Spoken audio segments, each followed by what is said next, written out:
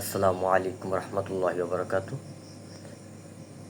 আশা করি সকলে ভালো আছেন, অল্প হলেও ভালো আছেন মনে হয়। তো যে বিষয়টা নিয়ে কথা বলবো, আসলে এই সমস্ত বিষয় নিয়ে কথা বলার আগে অনেক মুখে অনেক গালি চলে আসে।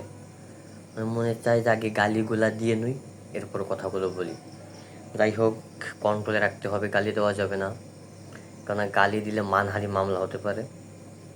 যে বিষয় নিয়ে কথা বলতে চাচ্ছি ছোট্ট একটি বিষয়, কিন্তু বিষয়টা এখন বড় রূপ নিয়েছে এবং আমাদের জনগণের সাথে যে কীভাবে চুদুর-বুদুর খেলা হচ্ছে, এটা আসলে আপনি বুঝতে পারবেন না। 12ই ফেব্রুয়ারি নির্বাচনের পর থেকে এই পর্যন্ত 3 মাসের থেকে একটু বেশি হয়েছে, 3 মাস এরকম হয়েছে। ফেব্রুয়ারি, মার্চ, এপ্রিল, মে, 3 মাস, 4 মাসের কাছাকাছি হয়ে যাচ্ছে। তা ওই গ্যাস, এলপিজি গ্যাস বোতলজাত যে সমস্ত গ্যাস আছে, 1200 টাকার মতো ছিল।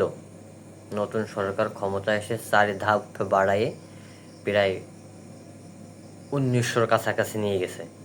2000 গ্রাম অঞ্চলে 2200 বিক্রি হয়েছে এবং আমি নিজে একজন ক্রেতা, আমি কিনছি। 2200 কয় টাকার জন্য কিনছিলাম মাসখানেক আগে। তো এখন আছে সরকার 55 টাকা কমাচ্ছে, 55 টাকা কমায় এবং নিজেদের বড়ত্ব হাসিল করতেছে।